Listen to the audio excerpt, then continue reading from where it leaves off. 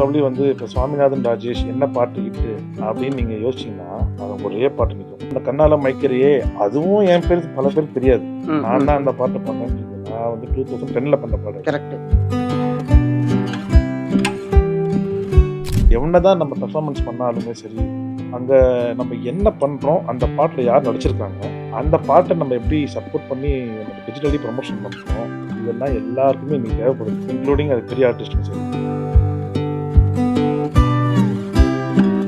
ஒருவேளை வந்து நான் மியூசிக் டேரக்டராக ஒண்டி பண்ணேன்னா அந்த ப்ரொடக்ஷன் கம்பெனி வந்து என்னோட பாட்டை ரீச் பண்ணுறதுக்கு அவங்க செலவு பண்ணணும் ஃபஸ்ட்டு. ஒருவேளை நியூ கமர் மூவியாக இருந்தால் அவங்க என்ன பண்ணுவாங்கன்னா ஹீரோயிங்க வந்து பூஸ்ட் பண்ணி விட்டுட்டு இந்த மியூசிக் டேரக்டர் யாருன்னு தெரியாமலே இருக்கும்.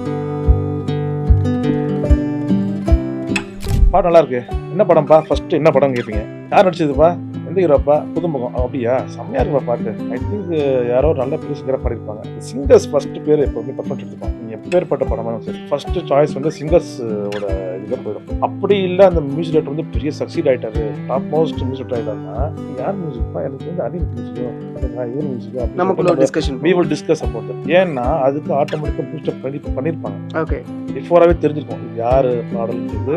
அங்கே உங்களுக்கு ப்ரமோஷன் கண்டிப்பாக வந்துருக்கும். அவர் சொல்கிறாரு, கவனிங்க இந்த கண்ணால மைக்கிற பாட்டு பண்ணலாமா சார், பேசாம மனசுதான் அவர்கிட்ட கேட்கலாமா, எப்படி போகுது ஆப்ஷன், ஓகே அவர்கிட்ட கேட்கலாமா அப்படின்னு அவர் என்கிட்ட சொல்றாரு. நான் அப்படி உள்வாங்கிட்டேன், சரி ஓகே. தினேஷ் மாஸ்டர் அந்த பாட்டா செம்ம சாங் சார், அது பேசாம அதை பண்ணலாமே, யார் மியூசிக் சர்ச் பண்றாங்க, அந்த வீடியோல நான் இருக்கேன்.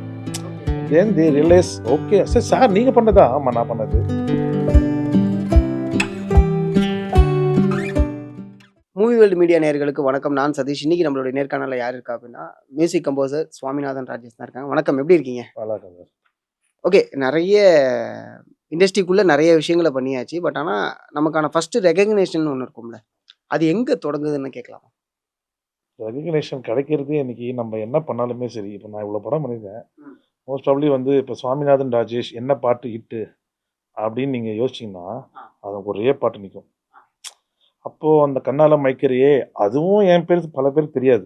நான் தான் அந்த பாட்டு பண்ணேன்றது. நான் வந்து 2010 பண்ண பாடு. கரெக்ட். பட் இப்போ அந்த பாட்டுக்கும் நான் தான் பண்ணேன்றதுக்கு நானே எடுத்து சொல்ல வேண்டியதாக இருக்குது இன்னைக்கு. புரியுது. அப்போ அந்த எவ்வளோதான் நம்ம பெர்ஃபார்மன்ஸ் பண்ணாலுமே சரி, அங்கே நம்ம என்ன பண்ணுறோம், அந்த பாட்டில் யார் நடிச்சிருக்காங்க, அந்த பாட்டை நம்ம எப்படி சப்போர்ட் பண்ணி நம்ம டிஜிட்டலி ப்ரமோஷன் பண்ணுறோம், இதெல்லாம் எல்லாருக்குமே இன்னைக்கு தேவைப்படுது, இன்க்ளூடிங் அது பெரிய ஆர்டிஸ்ட்டும் சரி. அப்போது அந்த ரெகக்னேஷன் கிடைக்குமா, லேட்டாக கிடைக்கலாம், ஆனால் குயிக்காக கிடைக்கிறதுக்கு நிறைய பண்ண வேண்டியதாக இருக்குது. ஓகே, நிறைய பண்ண வேண்டியது இந்த சென்ஸ் லைக் மணியாக நிறைய செலவு பண்ண வேண்டியதாக இருக்குங்க. இப்போ டிஜிட்டல் ப்ரமோஷனாக யார் ஃப்ரீயாக பண்ணுறாங்க இன்னைக்கு, அங்கே நம்ம மணி இன்வெஸ்ட்மெண்ட் கண்டிப்பாக பண்ணணும். ஒருவேளை வந்து நான் மியூசிக் டேரக்டராக ஒண்டி பண்ணேன்னா அந்த ப்ரொடக்ஷன் கம்பெனி வந்து என்னோட பாட்டை ரீச் பண்ணுறதுக்கு அவங்க செலவு பண்ணணும் ஃபஸ்ட்டு. ஒருவேளை நியூ கமர் மூவியாக இருந்தால் அவங்க என்ன பண்ணுவாங்கன்னா ஹீரோயிங்க வந்து பூஸ்ட் பண்ணி விட்டுட்டு இந்த மியூசிக் டேரக்டர் யாருன்னு தெரியாமலே இருக்கும். ஒருவேளை நல்ல பெரிய ஹீரோவாக இருந்தாருன்னா ஆட்டோமேட்டிக்காக அந்த பாட்டும் வந்து கேட்பாங்க, யார் மியூசிக் டேரக்டர் உள்ளே போவாங்க. அப்போது அந்தந்த கம்பெனியை பொறுத்து இருக்கு. ஓகே, இல்லை இப்போ என்னுடைய கேள்வி என்னன்னா, ஓகே ஃபஸ்ட்டு இந்த ஆப்பர்ச்சுனிட்டி கிடைக்கிறதுக்கு முன்னாடி வந்து சில விஷயங்களை பேசுறதுங்கிறது வேறு. பட் ஆனால் நம்ம ஒரு சாங் கொடுத்துட்டோம், அந்த சாங் வந்து ரீச்னா இந்த சென்ஸ் ஓவரால் எல்லா இடத்துலையுமே அந்த சாங் ரீச் ஆகிடுச்சு. ஓகேங்களா, அந்த டைம் பீரியடில் அந்த சாங்கை வந்து இப்போ சொன்னால் கூட கண்ணால மைக்கிறிய செமக்கட்டையா சாங்ஸு அப்படின்னு சொன்னால் கூட இப்போ எல்லாருக்குமே ஆமாப்பா அப்படின்னு சொல்லக்கூடிய வகையில் தான் அந்த சாங் இருக்குது. என்னோட கேள்வி என்னென்னா, அதுலேருந்து ஒரு விஷயம் புஷ் ஆகிருந்துருக்கணும்ல, அது எங்கே ஸ்டாப் ஆகுது, அது எதனால ஸ்டாப் ஆகுது? இல்லை, அது பொதுவாகவே இன்றைக்குமே சரி, ஒரு மியூசிக் கம்போசர்ஸ் வந்து படம் பண்ணோன்னா பாட்டு கேட்கும்போது யார் பாட்டு பாடினாங்கன்னு தான் கேட்பாங்க. பாட்டு நல்லா இருக்கு, என்ன படம்ப்பா, ஃபர்ஸ்ட் என்ன படம் கேட்பீங்க, யார் நடிச்சதுப்பா, எந்த ஹீரோப்பா, புதுமுகம், அப்படியா செம்மையா இருப்பா பாட்டு, ஐ திங்க் யாரோ நல்ல பெரிய சிங்கராக பாடிருப்பாங்க. இந்த சிங்கர்ஸ் ஃபர்ஸ்ட் பேர் எப்போதுமே பர்ஃபெக்ட் எடுத்துப்பாங்க. நீங்கள் எப்பேற்பட்ட படமாலும் சரி ஃபர்ஸ்ட் சாய்ஸ் வந்து சிங்கர்ஸோட இதில் போயிடும். அப்படி இல்லை அந்த மியூசிக் டேரக்டர் வந்து பெரிய சக்சீட் ஆகிட்டாரு, டாப் மோஸ்ட் மியூசிக் ஆகிட்டாருன்னா யார் மியூசிக்ப்பா, எனக்கு தெரிஞ்ச அனில் மியூசிக்கோ இல்லை இவர் மியூசிக்கோ அப்படின்னு டிஸ்கஸ் அபவுட் தட். ஏன்னா அதுக்கு ஆட்டோமேட்டிக்காக பூஸ்டப் பண்ணியிருப்பாங்க. ஓகே, பிஃபோராகவே தெரிஞ்சிருக்கும் இது யார் பாடல்ன்றது. அங்கே உங்களுக்கு ப்ரமோஷன் கண்டிப்பாக வந்திருக்கும். இந்த ப்ரமோஷன் தெரியாமல் இருந்துச்சுன்னா அப்போ கொஸ்டின் என்ன வரும்னா, பாட்டு நல்லா இருக்கு, யார் பாடினது, ஓகே அப்புறம் யார் மியூசிக் பண்ணது, ஓகே, இப்படி தான் வரும். ப்ரமோஷன் இல்லாமல் இருந்தா. ப்ரமோஷன் இருந்தா இவர் நடிச்சிருக்காருப்பா அந்த படம் போல இருக்கு சூப்பர் இவர் மியூசிக்ல ம். அப்படின்னு நீங்களே ஃபிக்ஸ் பண்ணிடுவீங்க. ஓகே ப்ரமோஷன் பண்ணாம இருந்தா தான் சிங்கர்ஸோட ஃபர்ஸ்ட் ப்ரியாரிட்டி வந்து நிற்கும். ஓகே ஓகே அப்போ டிஃபரன்ஸ் பிட்வீன் நீங்க ப்ரமோஷன் பண்ணா என்ன பண்ணாம இருந்தா என்ன வரும் அது ரெண்டுத்தை பொறுத்து தான் தெரிய வரும். அதனால எனக்கு கேப் வந்து பெரிய கேப் வந்து 14 இயர்ஸ் கேப். இப்போ லோக்கல் சர்க்கிளில் அந்த பாட்டை வந்து ஆக்சுவலி நாங்கள் வேற ஒரு பாட்டு போட வேண்டியது தினேஷ் மாஸ்டருக்கு அந்த பாட்டு பிடிக்கும்னு எனக்கு தெரியாது. ஓகே நாங்கள் கதை சொல்லி எல்லாம் பேசி முடிச்சு ஃபைனல் பண்ணி ஷூட்டிங் போக ஆரம்பிச்சும் போது இங்கே ஒரு ஃபோக் சாங் தேவைப்படுது என்ன பண்ணலான்னு சொல்லும்போது டேரக்டர் எஸ்பி ராஜ்குமார் சுறா பண்ணார்ல விஜய் வச்சு அவர் தான் டேரக்ஷன் பண்ணார். அவர் வந்து சொல்லும் போது எனக்கு ஒரு நல்ல ஒரு ஹிட் சாங் இருக்குது சார். அவர் சொல்கிறாரு கவனிங்க இந்த கண்ணால மேய்க்கிற பாட்டு பண்ணலாமா சார் பேசாமல் வேணா சுதாகர்கிட்ட கேட்கலாமா எப்படி போகுது ஆப்ஷன் ஓகே அவர்கிட்ட கேட்கலாமா அப்படின்னு அவர் என்கிட்ட சொல்கிறார். நான் அப்படியே உள்வாங்கிட்டேன் சரி ஓகேன்னு.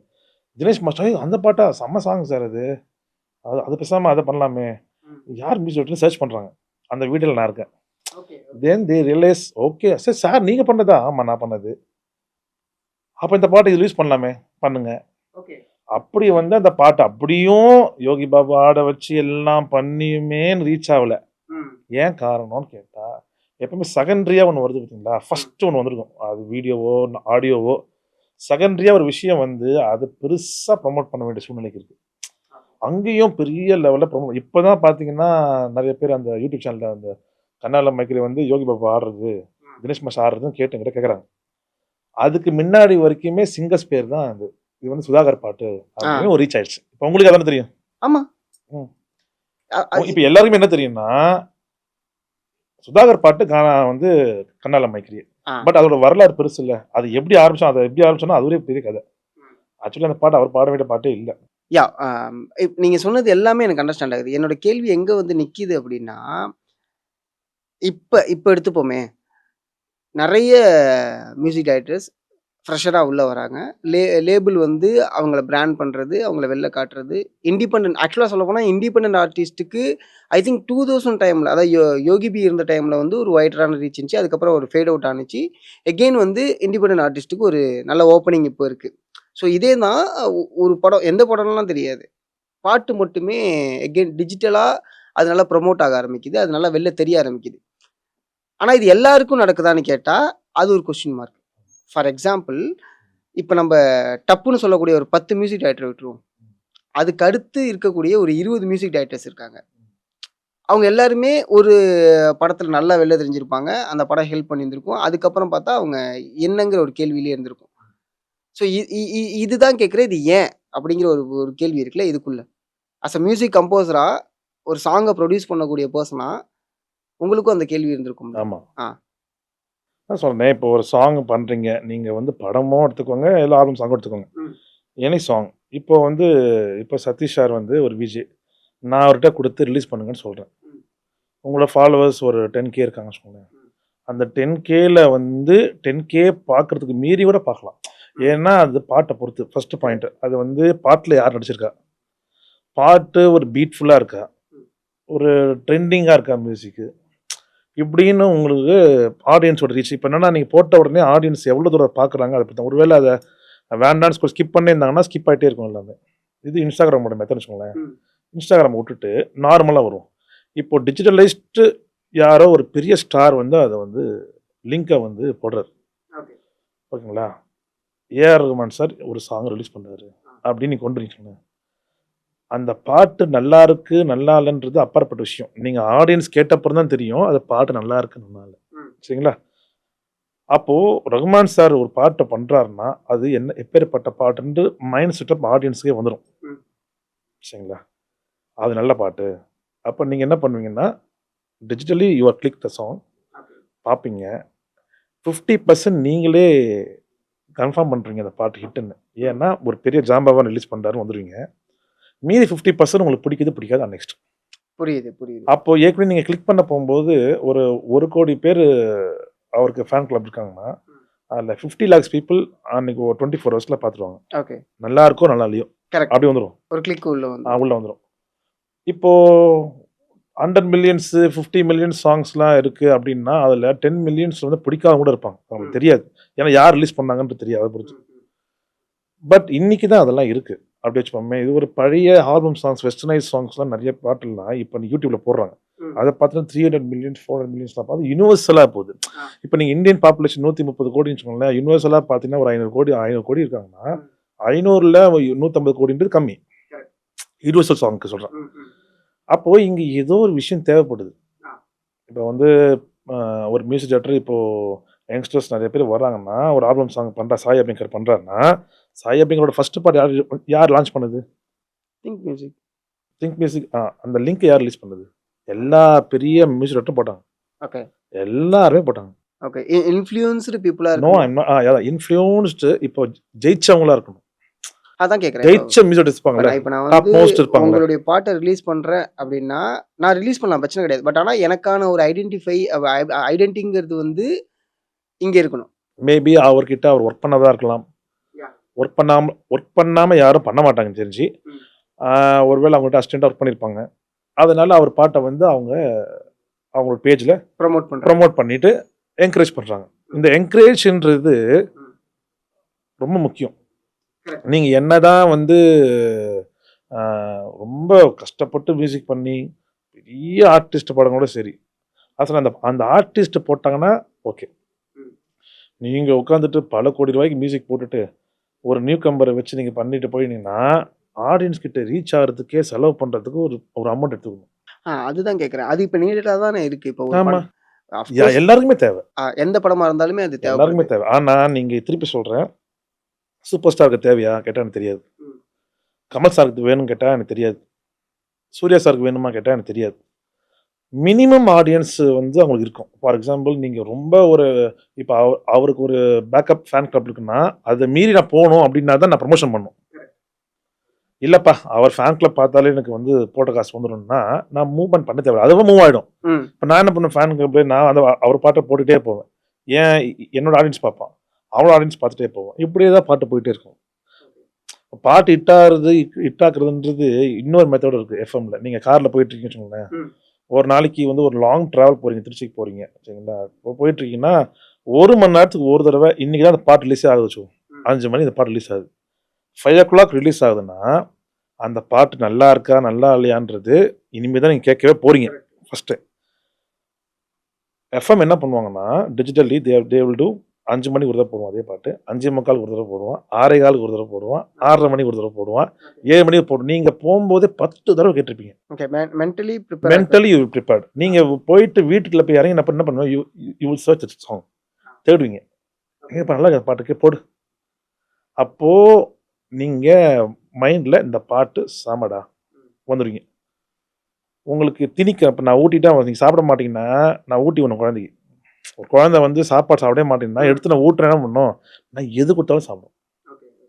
அது நல்லா இருக்கு, நல்லா இல்ல அந்த குழந்தைக்கு தெரியாது. அப்பா ஊட்டி விடுறாரு. நல்லா இருக்கு. ஓகே. குடுத்துட்டே இருக்கும்போது, நல்லா டேஸ்ட்டா இருக்கேப்பா. நல்லா இருக்கே. நாளைக்கு அந்த குழந்தை என்ன பண்ணும்? அதே குடுங்க. அந்த குழந்தைக்கு நீ ஊட்டின அப்புறம் தான் தெரியும் அது நல்லா இருக்கா இல்லையான்றது. நான் ஊட்டிட்டே இருக்கேனே! அப்ப நாளைக்கு அது கேட்கும். நாளைக்கு திருப்பி டெய்லி அது கேட்கும். அப்போ அந்த காலத்துல அதெல்லாம் கிடையாது. நீங்க பிஃபோர் என்ன பண்ணலாம், ஆல் இந்தியா ரேடியோ மட்டும் தான் இருந்தது. அப்பயுமே அந்த பாட்டெல்லாம் போடுவாங்க. Okay. Okay. All India radio எல்லார் வீட்லயும் இருக்கும். ரேடியோ ஆமா. எல்லார் வீட்லயும் இருக்கும். ஆமா. அப்பதான் ரேடியோ எல்லாரும் கேட்பாங்க. அந்த ரேடியோல எல்லா பாட்டும் வரும். கரெக்ட். ரேடியோ எல்லா வீட்லயும் இருந்ததுக்கான ரீசன் என்ன அப்டின்னா, அப்ப ரேடியோ வந்து ஃப்ரீயா எஸ். இன்ட்ரோ பண்ணும்போது எல்லார் வீட்டுக்கும் குடுத்தாங்க. ஆமா. தென் அது பேவா மாறுனுச்சு. அதுக்கப்புறம் தான் ரேடியோ இல்லாம இருக்க முடியாதுங்கிற காலகட்டத்த உருவாக்குனதுக்கு அப்புறம் தான் அது பேவா மாத்துறாங்க. ஸோ அந்த ஒரு விஷயம் தானே வச்சுக்கங்களேன். முன்னாடிலாம் வந்து பார்த்தீங்கன்னா, சரணம், பல்லவி எப்படி இருக்கு? இல்ல இது இன்னும் கொஞ்சம் நல்லா இருக்கலாமே. இந்த பல்லவி இப்படி கொஞ்சம் இருக்கலாமே. இல்ல ஃபர்ஸ்ட்டு சரணத்த கொஞ்சம் மாத்துங்க. ஏன்னா சரணம் தான் எல்லாருமே இங்க ஹம் பண்ண போற ஒரு விஷயமா இருக்கும். இப்ப ஹுக் வேணும். ஒரு பாட்டுல ஹுக் வேணும். அது என்ன? அதுக்காக ஒரு மெனக்கெடல் ஒண்ணு இருக்குல்ல. எனக்கு அத சொல்லுங்களேன். அதான் நீங்க முன்னாடி நீ சொன்ன மாரி சரணம், பல்லவி, ஆ சாரி பல்லவி, சரணம் வச்சுக்கோங்க. அதான் ம். வழிமுறை. சரியா? கரெக்ட். இப்போ இன்னைக்கு அந்த ஹுக் தேவைப்படுதுன்னா, நீங்க வந்து உங்க ஃபோன் வச்சிருக்கீங்க. நீங்க 90% ஆஃப் த மியூசிக் என்ன கேட்பீங்கன்னா, வேர்ல்டு வைட் மியூசிக் தான் உங்கள சுத்தி கேட்டுன்னே இருப்பீங்க. ம். நீங்க ஏதாவது Instagramலயோ, இல்ல வேற ஏதோ பேக்கிரவுண்ட் ஸ்கோர் ஏதாவது போயிட்டு இருக்கும். ஒரு ஃபோட்டோ போட்டா கூட அந்த ஃபோட்டோக்கு பேக்கிரவுண்டு ம். எனக்கு தெரிஞ்சு அது ஒரு இன்டர்நேஷனல் மியூசிக்கா நீங்க போட்டிருப்பீங்க. நீங்க ஒரு போஸ்ட் போட்டாலும் சரி. ம். ம். அப்போ அந்த இன்டர்நேஷனல் மியூசிக் எனக்கு தேவைப்படுது. அந்த இன்டர்நேஷனல் மியூசிக்கில் அந்த நீங்கள் ஒரு பீட் பார்த்தீங்கன்னா கேட்டுக்கிட்டே ரிப்பீட் அடிச்சுட்டே இருக்கும் அந்த பீட். அதனால தான் அது ஒரு டச்சிங். நீங்கள் ஹாரிஸ் அவரோட சாங்லாம் பார்த்தீங்கன்னா ஏன் ஹிட் ஆகுதுன்னா அந்த ரிப்பீட் பீட் இருக்கும். அவரோட சாங்ஸ் பார்த்தீங்கன்னா அந்த பீட் வந்துக்கிட்டே இருக்கும். ஏன்னா அந்த பீட்டை நீங்கள் சேஞ்ச் பண்ணிட்டீங்கன்னா உங்கள் மைண்டை மாறிக்கும். அவர் ஒரு பீட் ஆரம்பிச்சாருன்னா அந்த பாட்டு எண்டிங் வரைக்கும் ஒரே பீட்டில் போயிட்டுருக்கும் மேக்ஸிமம் ஆஃப் த சாங்ஸ். அப்போ என்ன ஆகும்னா நீங்கள் நீங்கள் வந்து அந்த பீட்டை கேட்க கேட்க கேட்க ஒரு ரிதம் கண்டினியூஸாக போயிட்டே இருக்கும்போது என்ன ஆகும்னா உங்கள் அந்த பாட்டு ஆட்டோமேட்டிக் கேட்ச் ஆகிடும். அந்த பீட் கேட்ச் ஆகிடும். அதுக்குள்ளே சாங் டியூன் எப்படி இருக்குது அதெல்லாம் அப்புறம். பட் அந்த பீட் இஸ் மோஸ்ட் இம்பார்ட்டன்ட். இன்னைக்கு அதனால என்ன பண்ணுறாங்கன்னா ஒருவேளை வேர்ட்ஸ் இல்லை பீட்லையா இல்லை ரிதமும் இல்லாமல் சாங்லையும் இல்லாமல் இன்ஸ்ட்ருமெண்டல் ஏதாவது பிஜிஎம்ல ஏதாவது கொண்டு வரலாமா, ரிப்பீட் கேட்க வைக்கிறதுக்கு ஏதாவது வழி பண்ணலாமா அப்படின்னு இன்னைக்கு தேவைப்படுது என்னன்னா ஆடியன்ஸ் அதை ஈஸியாக கேட்ச் பண்ணிடுறாங்க. நீங்கள் ஹாரிஸ் அவர் சாங் பாருங்கன்னா பாடுறதுக்கு ஈஸியாக இருக்கும், கஷ்டமே இருக்காது. கஷ்டப்படலாம் பாடுவோம் நீங்கள் ஈஸியாக கொடுத்து குழந்தைங்க பாடுற அளவுக்கு பாடலாம். இப்போ நான் எக்ஸாம்பிள் அவர் சொன்னேன், நிறைய பேர் பண்ணுறாங்க. பட் இருந்தாலும் எனக்கு டச் ஆக உடனே பேர் சொல்லிட்டேன். அவர் பாட்டை நீங்கள் பார்த்தீங்கன்னா ஈஸியாக என் பையன் பாடுறான், சின்ன பையன் தான், 5-6 இயர்ஸ் பாய். ரைமிங்காக பாடுறான், ஒரு ரைமிங்காக இருக்கும். இன்னைக்கு வந்து ஒரு ரைமிங்காக ஒரு சாதாரணமாக நீங்கள் சாங்கை போட்டாலே ஈஸியாக கேட்ச் பண்ணிடலாம். நீங்கள் மெனக்கட்டு அப்படி போட்டு பண்ணுறத விட இன்னைக்கு ஆடியன்ஸுக்கு என்ன பல்ஸ் அதுக்கேற்ற மாதிரி போக வேண்டியதாக இருக்குது. அதுக்கு மெனக்கட்டலை. இப்போ டேரக்டர் கேட்பார், சார் எனக்கு இந்த மாதிரி ஸ்டைலில் பண்ணுங்க. சில பேர் வருவாங்க, சார் நீங்கள் இந்த மாதிரி ஸ்டைலில் பண்ணி கொடுங்க கேட்பாங்க. இல்லை சார் உங்களுக்கு தெரியும், நீங்கள் ட்ரெண்ட் பண்ணி கொடுத்துருங்க அப்படின்னாங்கன்னா நம்ம இன்னைக்கு என்ன மாதிரி ஆடியன்ஸு ஒரு மூட் செட்டில் இருக்காங்களோ அதுக்குள்ள மென்டர் ஆயிடும். அண்ட் இன்னொரு விஷயம் இருக்குல்ல, இப்போ ஃபார் எக்ஸாம்பிள் வந்து பார்த்தீங்கன்னா ஒரு சாங்கில் இன்டர்லூட் அப்படிங்கிறது ரொம்ப முக்கியமாக இருந்துச்சு ஒரு காலகட்டத்தில். இப்போ ராஜாவோட சாங் எடுத்துக்கிட்டோம் அப்படின்னா இன்டர்லூட் தான் அந்த சாங்கை இன்னொரு நெக்ஸ்ட் லெவலுக்கு கொண்டு போய் நிப்பாட்டி வைக்கும். பாட்டு போயிட்டு இருக்கும்போது உள்ள இன்டர்லூட் ஆட் ஆனதுக்கப்புறம் சாங் அப்படியே கொஞ்சம் எலிவேட் ஆகி வேற இடத்துல போய் நிற்கும். ஆனால் இப்போ இன்டர்லூட்டுங்கிறது ரொம்ப ரேராக தான் இன்டர்லூட்டுங்கிற ஒரு விஷயமே இருக்குது. அது ஏன்னு நினைக்கிறீங்க? இன்டர்லூட் ரேர் என்ன, மேபி அது கண்டினியூட்டி அந்த ரிதம் இருக்கிறதுனால இன்டர்லூட உங்களுக்கு குழப்பம் வரலாம். மேக்ஸிமம் ஒரு 10% வேணால் இன்டர்லூட் இல்லாமல் இருக்கலாம். மேபி ஆஃப் த சிச்சுவேஷன்ஸ், அந்த சீனோட சுச்சுவேஷனாக இருக்கலாம். ஒரு பல்லவி இல்லாமல் சரணமும் இல்லாமல் ஒரு ஃபியூ லைன்ஸ்லேயே பாட்டு முடிச்சிடுவாங்க. அது அந்த சீன் அந்த மாதிரி வேணும்னு டைரக்டர் கேட்டிருப்பார், சார் எனக்கு பல்லவி சரணம் வேண்டாம், எனக்கு ஒரு சின்ன ஃப்ரேஸ்க்குள்ளே எனக்கு ஒரு அந்த சீனுக்குள்ளே கேட்சியாக கொடுத்துருங்கன்னு கேட்பாங்க. மேபி அது எமோஷன், லவ், எனிதிங். சார் எனக்கு இந்த அளவுக்கு போகும் சார், ஒரு 1.5 நிமிஷத்துக்குள்ளே முடிச்சிருங்கன்னு கேட்பாங்க. இல்லை எனக்கு ஒரு 1.25 நிமிஷத்துக்குள்ளே எனக்கு முடிச்சு கொடுத்துருங்க, எனக்கு அந்த சீனுக்குள்ளே அவங்க ஆடியன்ஸ் போயிடணும், எனக்கு அது பாட்டு தேவைன்னு கேட்பாங்க. அப்போ நீங்கள் ப்ரீலோடு இன்டர்லோடு போட்டுக்கிட்டு வேணால் ப்ரீலோடு வேணால் ஒரு 4 பாஸ்க்கு போட்டுடலாம், ஒரு 8 பாஸ்க்கு முடிச்சுட்டு உள்ளே என்ட்ரு ஆகிடலாம். நீங்கள் அதுவே ரொம்ப லெங்க்தியாக இருந்ததுன்னா கட் பண்ணிக்கணும். நம்ம அதனால ஒரு ப்ரீ பிளான் பண்ணிக்கணும். இப்போ 1.25 நிமிஷத்துக்கு பண்ண போகிறோம்னா எவ்வளோ பாஸுக்கு ப்ரீலோட் இருக்கணும், எவ்வளோ பாஸ் இன்டர்லோட் இருக்கணுன்றது we have to fix first. அதெல்லாம் இல்லைன்னா நம்ம வாசிச்சுட்டு அங்கே போய் கட் பண்ண வச்சுக்கோங்களேன், அந்த ஒரு கண்டினியூட்டி அழகெல்லாம் போயிடும் மியூசிக். அப்போது முதல்ல ஸ்கோர் எழுதிக்கணும், எவ்வளோ பாஸ் பண்ண போகிறோம், எவ்வளோ அந்த பாஸ் முடித்த உடனே பல்லவி போகிறோமா இல்லை இன்ட்ரோல் வைக்க போகிறோமா. அப்படி இன்ட்ரோல் வைக்கிறாங்க எத்தனை பாஸ்க்குள்ளே முடிச்சாகணும், 8 பாஸ்க்குள்ளேயே முடிச்சிடலாமா இல்லை 4 பாஸ் சின்ன ஒரு கட்டு கொடுத்து போயிடலாமா அப்படின்றது we have to plan first. இல்லை எதுவுமே வேணாம்ப்பா, ப்ரீலோடும் வேணாம் இன்டர்லோடும் வேணாம், ஒரு ஸ்டோரி டெல்லிங் மாதிரி போயிடலாம், சின்னதாக ஒரு போயிடலாம் அப்படின்னு சொன்னாலும் போகலாம். இது வந்து டேரக்டரும் மியூசிக் டேரக்டரும் சேர்ந்து முடிவு பண்ண வேண்டிய விஷயம்.